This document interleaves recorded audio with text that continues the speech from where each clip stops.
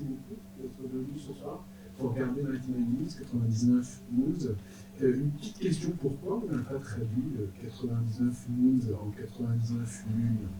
Je suis pas extrémiste francophone, mais... Peut-être le film est aussi sorti en Suisse, Suisse alémanique, sous le nom 99 Moons. Je sais pas, c'est comme des lunes. Ça se traduisait mieux en anglais, en pluriel, qu'en français et en allemand, je sais pas. Un truc sur les lunes en pluriel, je sais pas très bien. Ok. Je vais commencer avec les questions et après on va demander au public leurs questions. Je vais commencer avec des questions un petit peu aléatoires. Le séisme, c'est la métaphore de quoi et pourquoi ça ne dure pas très longtemps? J'y vais, je suis comme ça, je suis les films. On va trouver les limites où je ne vais pas expliquer le film. D'accord. Parce qu'il vient de voir le film, du coup il faut qu'il transforme le film aussi pour eux-mêmes. Je pense que je peux te répondre pour la deuxième partie de la question, pourquoi ça ne dure pas plus longtemps. Parce que aussi des moyens réduits. Je vois encore bien l'image, comment on a tourné ces moments, il y avait genre 15 personnes autour de cette lit en train de les bouger manuellement, et quelqu'un avec ça et ça, et une partie de l'image, l'autre partie, puis on voulait le derrière, bon voilà. Il y a des limitations, mais c'est clair, on avait décidé pour des grandes scènes de fin. Ouais.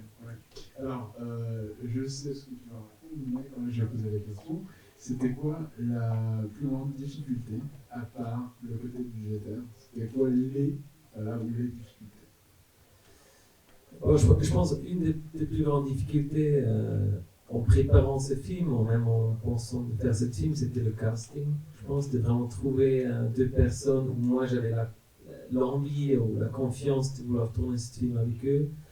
Le scénario, il était depuis le commencement, il était écrit assez frontalement, disons, une nudité aussi. Et on a vraiment fait un casting en total pendant 2 ans. Et j'avais. Wow. Ouais, c'était. Vous avez les moyens pour ça, maintenant.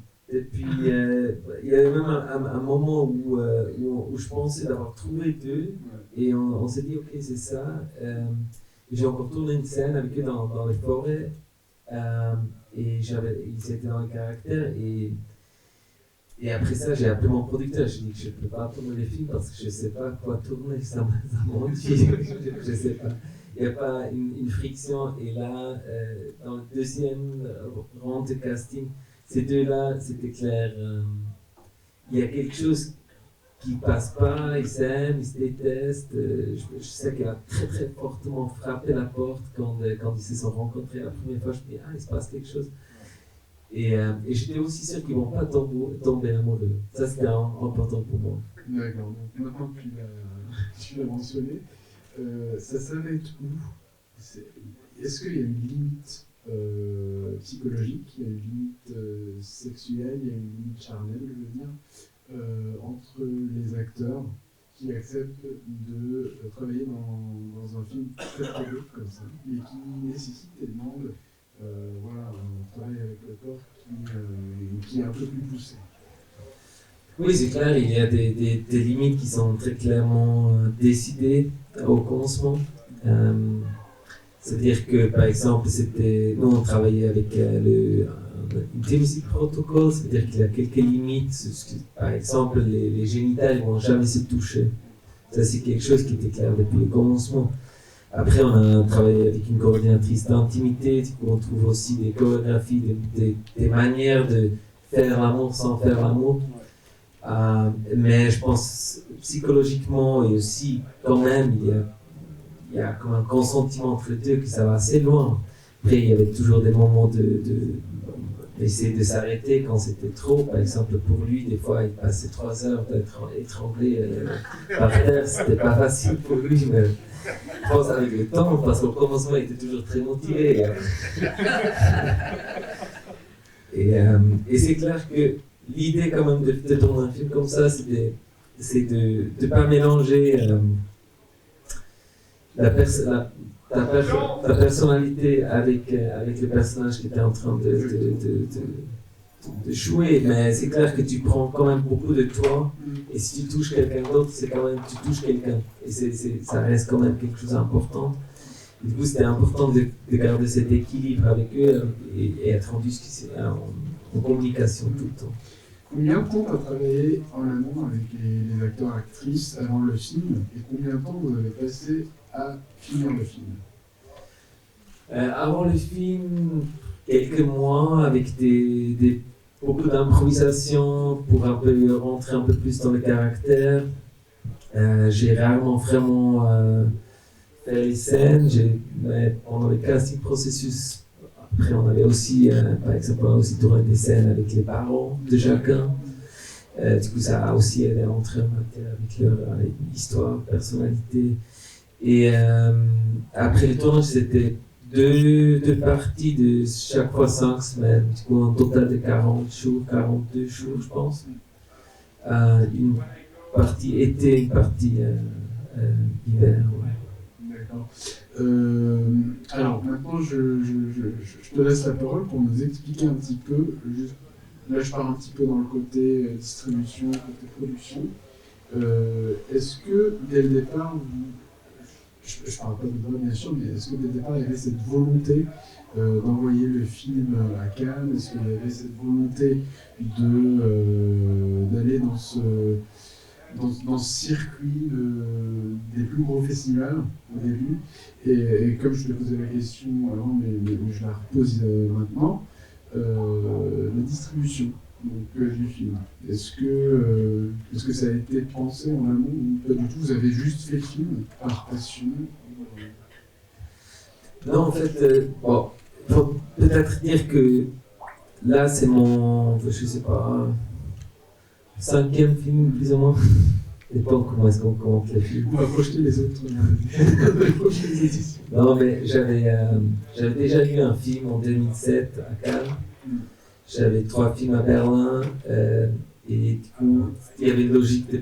C'était clair qu'on devait placer les films dans un festival de classe A. C'était clair, c'était le but aussi.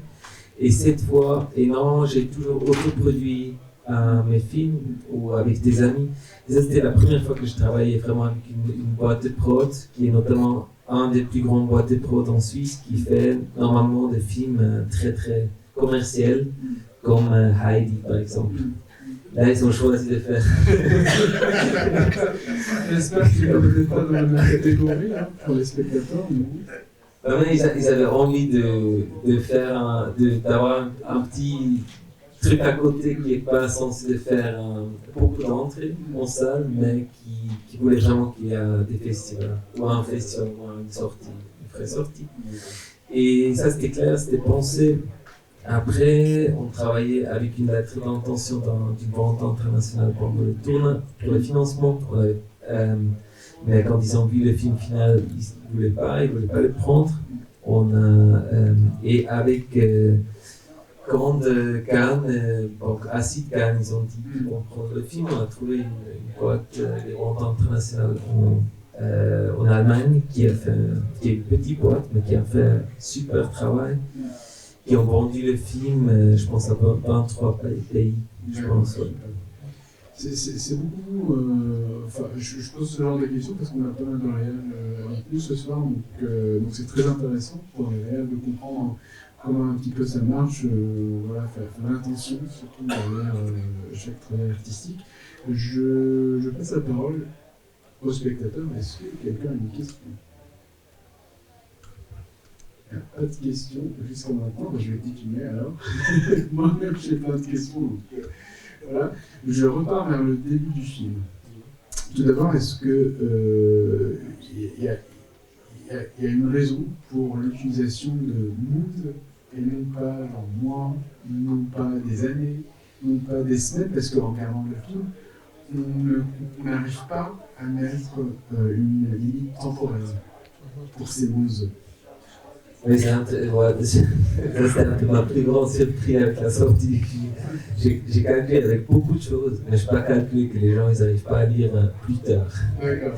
Du coup, ils sont complètement. Je sais pas, peut-être c'est un truc typographique qui ne marche pas trop, mais ils disent 52, mais ils disent non, mais du coup, ça veut dire quoi 52?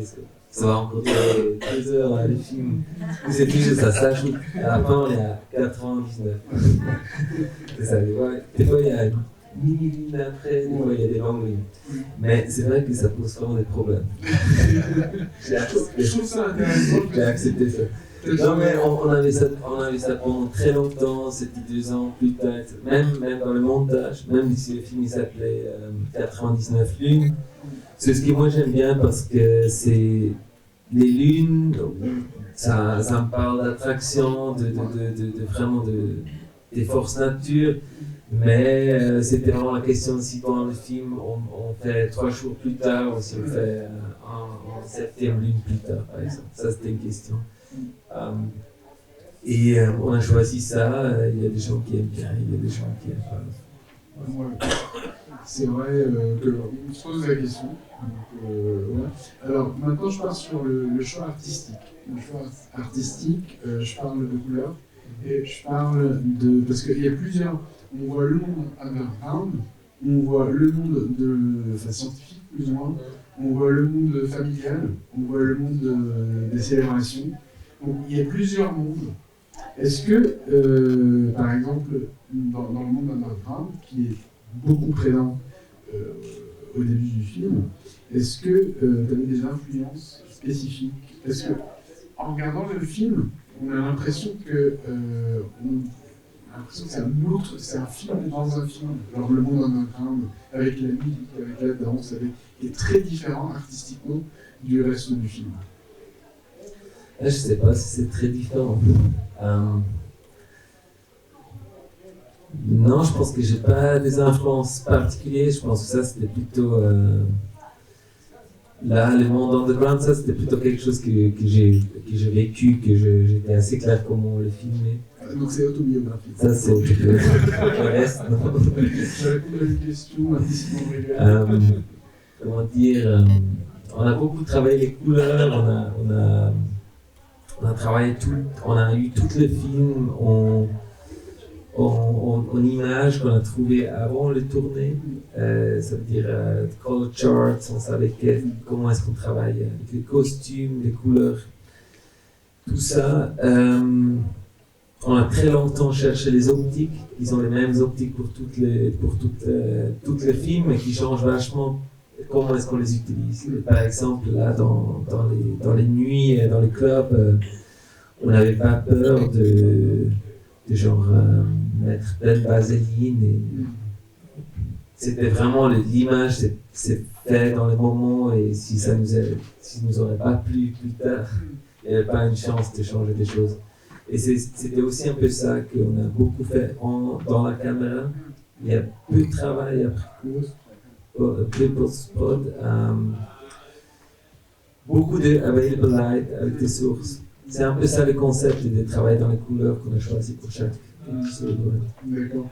Maintenant, j'ai une question psychologique sur l'évolution des personnages. On voit une vraie évolution du personnage. Je ne sais pas si je vais l'appeler une vraie évolution du personnage, mais je te pose la question, puisque tu es le réalisateur.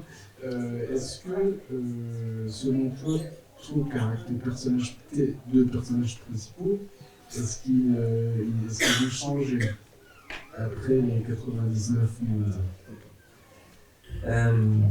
Ouais, faudrait demander au producteur. Oui, c'est un peu c'est une question que je me suis beaucoup posée en train d'écrire le scénario. Je suis pas... Qu'est-ce qu'on change?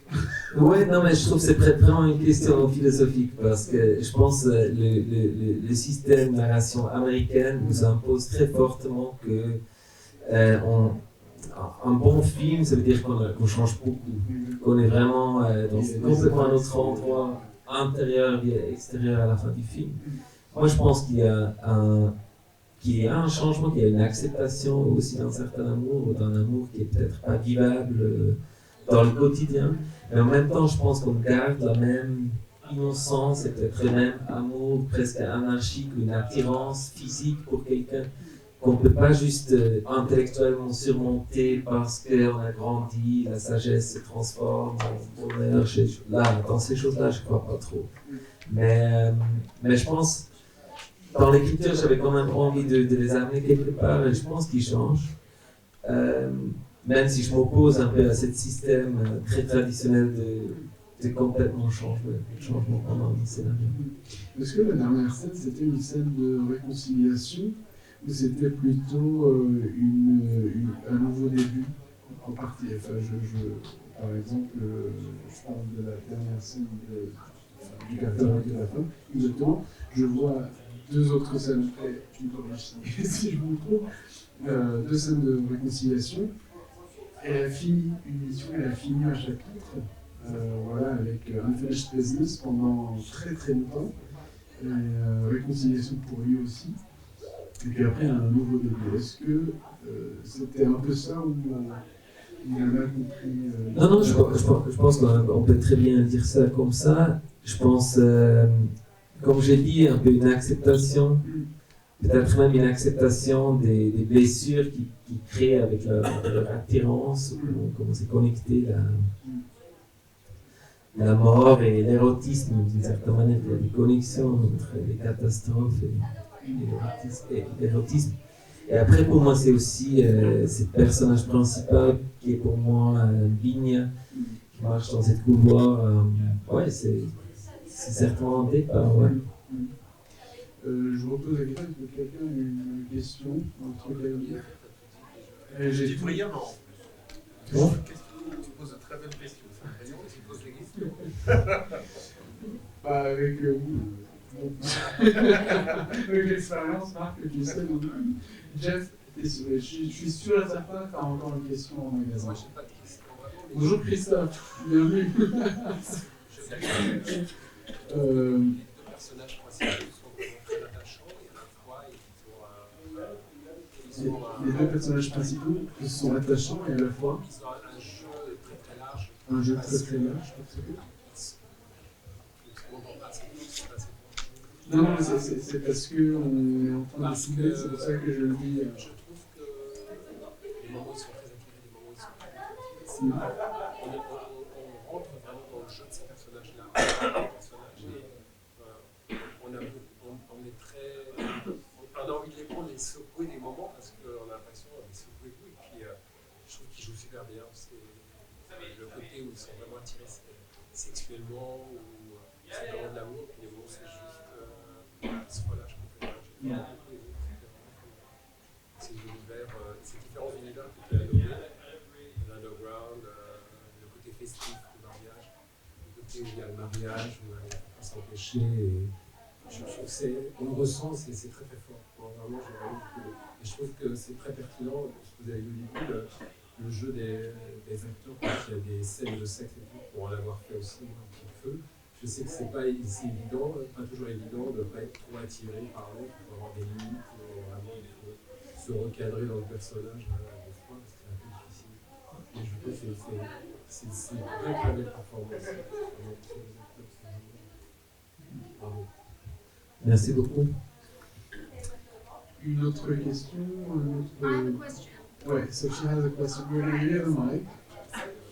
So here's Sheila. She is coming from the UK. Hi, I'm sorry, I speak no French. I speak some English, it's fine. Okay. You can I think we're manage. going to get on really well. Really loved the film. We came a little late, I'm sorry. But what a beautiful film, an amazing chemistry. And you probably covered all this in French, and we've been nodding along, trying to hang on to every word. But how is the film released? I just checked on IMDb, it's Switzerland. It deserves an international release, and I presume that's what's happening with it. I mean, it had some limited release in the States now a few weeks ago. I don't know about the UK. We have in total like 23 countries, I think. But it's like small release, like here in France. They had like 10 cinemas maybe. And I think in the UK, I don't know what's happening. But Yeah, it's some release, and I think now it's also pirated, so you can download it. Actually, it's actually pretty available. No, I saw like, because you say IMDb at one day, I just saw like, oh, it's like exploding the rate, and it's going down, people don't like it, so I was went down in one direction. I was like, wow, what's going on? So like, okay, now that was the day the Blu-ray came out in the States, and it was immediately pirated. Of course. Une autre question, another question, une question.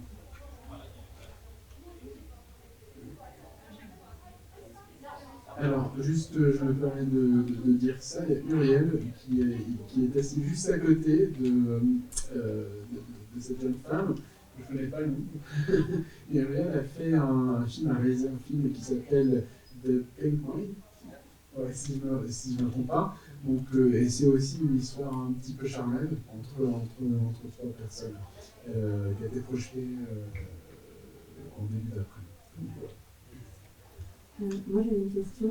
J'ai trouvé la relation assez torturée et dark. Et je voulais savoir si vous la voyez déjà comme ça, parce que peut-être pas si dark et torturée comme vous. Et pourquoi représenter l'érotisme de manière dark et pas de manière joyeuse et sympa? Pourquoi est-ce que toujours montrer l'érotique de manière dark et si on montre de manière plus assumée et joyeuse, ça perturbe pas? Ouais, je pense que je vois certainement un peu moins dark l'érotisme que c'est ce que j'ai filmé. Pour moi, c'est moins dark, mais je me rends compte que je suis un peu plus dark que les autres.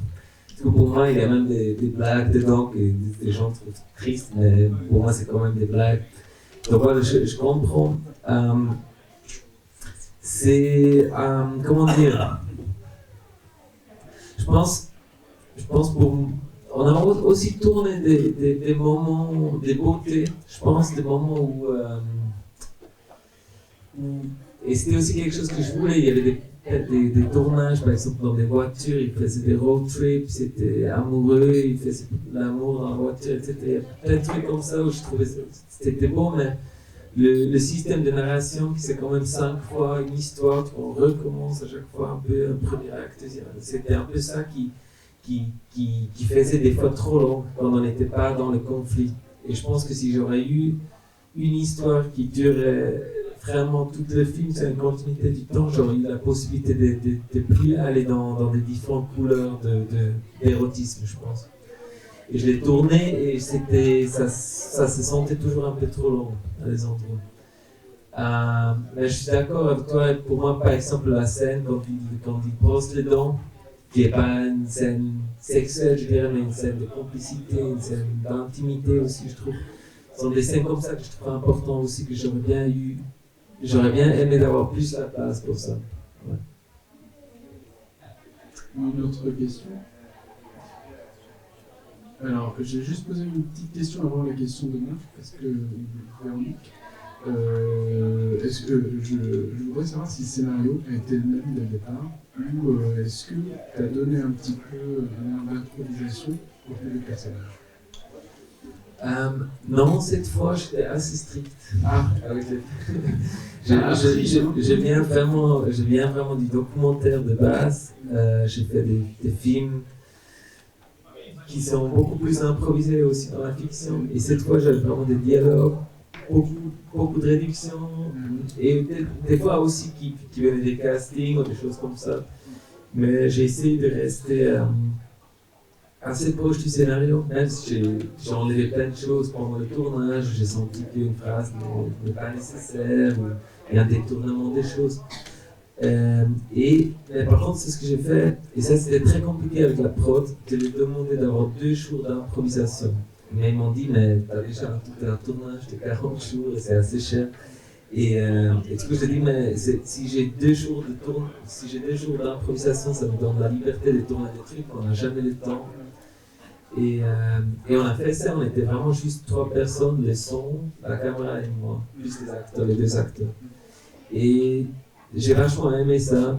Il y a 2-3 moments dans le film qui sont de ces tournages, et c'est un peu différent et un peu plus relax. Je pense que c'est un déjeuner, un petit déjeuner par exemple. Ouais. Je te présente juste Véronique. Donc, Véronique, c'est une actrice comédienne française qui a joué dans plusieurs films et elle joue également au théâtre. Et elle a reçu plein d'awards, de prix, donc à l'international et en France. Et donc elle joue dans un film qui est passé cet après-midi aussi. Donc c'était une petite intro. Je voulais vous dire bravo pour votre film que j'ai beaucoup aimé. Je voulais juste savoir, il m'a beaucoup fait penser à un film de Patrice Chéreau, Intimité. Ouais. Et je ne sais pas si vous avez Ouais, je connais, ouais. Ouais. Et j'ai retrouvé un peu la même chose qui m'a beaucoup plu, où on commence par une attirance, en fait un fantasme sexuel, et finalement qui lie énormément deux êtres en fait. On pense que c'est uniquement sexuel, et en fait, dans l'intimité, ils se retrouvent un certain jour, etc. Voilà, c'est assez planifié, etc.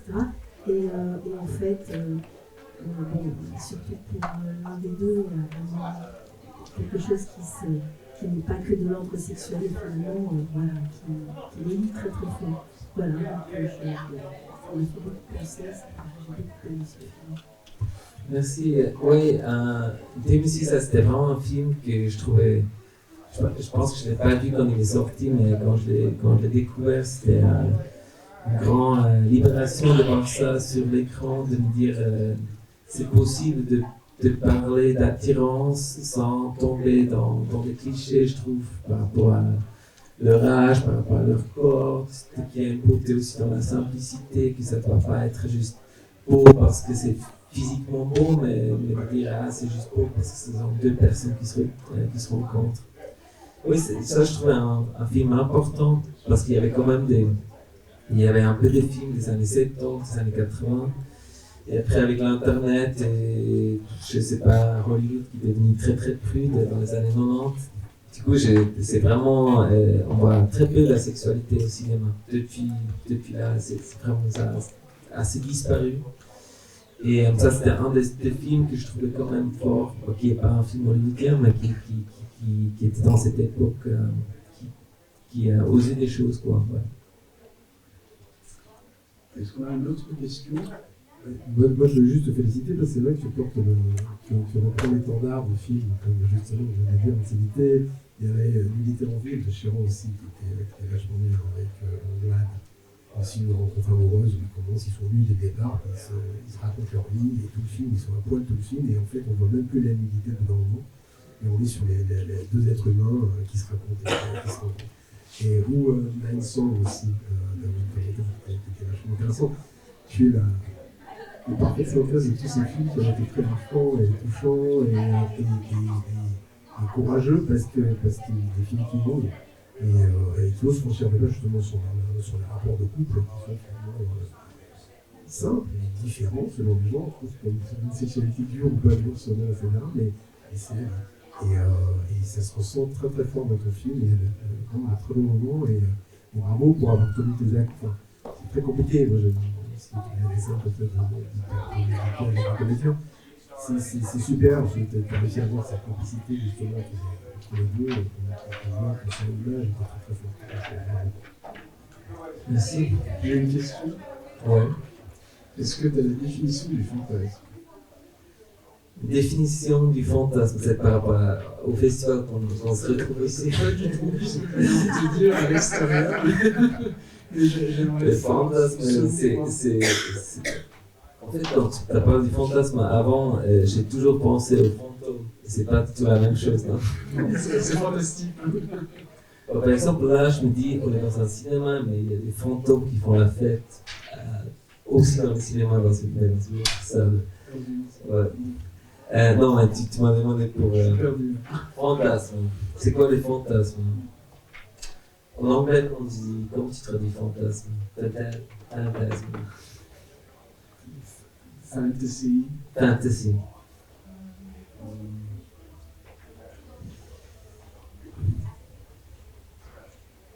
Tu as 10 secondes. Ouais, je sais pas, je pense pour moi toujours tout est un peu imaginaire et en même temps j'aime bien la dureté un peu du réel. Du coup je pense que je vois toujours un peu les deux côtés. Mais le fantastique pour moi ça peut vraiment être dans des moments qui sont à la base très réels mais qui décollent à un certain moment. C'est ça ce qui me fascine au cinéma même, avec comment est-ce qu'on filme les choses, le découpage, la musique, tout ce qu'on fait pour faire vivre une deuxième vie à c'est pas juste la réalité mais quelque chose en plus. C'est ça je pense pour moi les fantasmes. Ouais. Personnellement, et ça c'est vraiment un avis personnel, c'est pas l'avis du festival, mais je trouve que j'ai trouvé ton film en entier, c'est un rêve imaginaire très très beau. Tu nous as importé dans un très, très bel imaginaire, très bel endroit. Et pour moi, tout le film c'est un fantasme. Parce qu'on le regarde, on voit les autres fantasmes, on voit les autres rêver, on voit les autres, leurs illusions, leurs peurs, pour moi, tout ça, ça constitue un fantasme. C'était vraiment très beau. Je pense que we have a question. The ending, which was brilliant, was that meant to be the Earth moving, or because it was next to an airport? Yeah, it was the Earth moving, I guess. It was, maybe some people noticed there was some forecast. Did you get that? Do you remember that? I do not remember that. Okay, because now I'm explaining the movie, I'm not going to do this. But actually, because she's doing this sheep research now. So for the people who were attentive in the last 10 minutes, there were a lot of sheep running away. So it was announced, but because they had just eyes for each other, they didn't see it coming. It's a beautiful scene. D'autres questions, other questions? Je vais vous remercier, je vais remercier le public. Merci. Je vais te remercier. Merci beaucoup d'être venu. Ça me fait plaisir. Une petite dernière question, parce que là on a notre networking event voilà, qui aura lieu dans quelques minutes. Des prochains films, des prochains projets? J'ai un film que j'ai tourné avant ce film, que j'ai monté après ce film, que j'ai tourné avec ma compagne, que du coup c'est une co-réalisation. Et ce film-là, on aimerait bien le sortir bientôt. Il s'appelle Les Paradis de Diane. C'est un film en français en plus. Premier film en français. On n'aura pas besoin de sous-titres, peut-être. Oui, souvent en Espagne et pas mal d'anglais. D'accord. Super. Courage. Et c'était un plaisir de t'avoir parmi nous ce soir. Merci beaucoup d'avoir fait, parce qu'il vient d'arriver de Suisse. Donc, merci beaucoup. Merci d'être venu.